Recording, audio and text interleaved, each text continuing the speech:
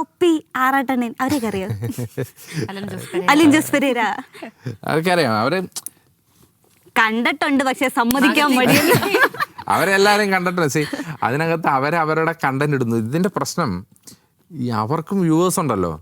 അവർക്ക് ഈ സത്യത്തിൽ നമ്മുടെയൊക്കെ ഒരു വലിയ എഫർട്ടാണ്. കാരണം ഈ ആറാട്ടണ്ണനെ തെറി പറയാൻ വേണ്ടി ആറാട്ടണ്ണൻ്റെ വീഡിയോ മുഴുവൻ കണ്ട് അതിൻ്റെ താഴെ പോയി ഇത് മുഴുവൻ തെറി വിളിക്കണം. സത്യത്തിൽ അന്നേരത്തേക്കും പുള്ളിയുടെ വീഡിയോയുടെ ലക്ഷ്യം പുള്ളി ഫലപ്രാപ്തിയിലെത്തി. കാരണം വീഡിയോ കണ്ടു, റീച്ച് കിട്ടി, യൂട്യൂബിൽ നിന്ന് പൈസ കിട്ടി. പിന്നെ ഇതിനകത്ത് പുള്ളിക്ക് വേറെ ഒന്നുമില്ല. അപ്പം സന്തോഷ് പണ്ഡിറ്റിലായിരുന്നു ആദ്യം, പിന്നെ ആറാട്ടണ്ണനായി, പിന്നെ തൊപ്പിയായി. ഇതൊക്കെ കാണാനൊരു പ്രേക്ഷകരുണ്ട് എന്നുള്ളത് ഒരു വശമാണ്. പിന്നെ സത്യത്തിലിപ്പോൾ ഞാൻ പറയുകയാണ്, ഇപ്പോൾ ബാനു ഒരു കവലയിൽ, ബാനു എന്ന് വേണ്ട വേറെ ഒരാൾ, ഒരു കവലയിൽ ഒരാളിരുന്ന് വളരെ ഗാന്ധി തത്വങ്ങൾ പ്രസംഗിക്കുന്നു.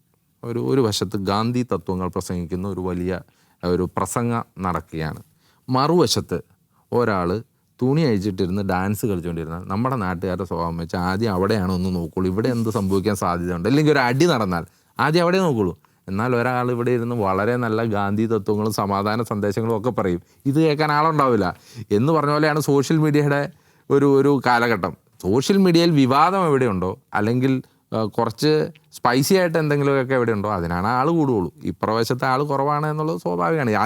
അത് കണ്ട് അവർക്കാണ് പിന്തുണ എന്ന് നമ്മൾ കരുതുന്നതിലാണ് തെറ്റ്.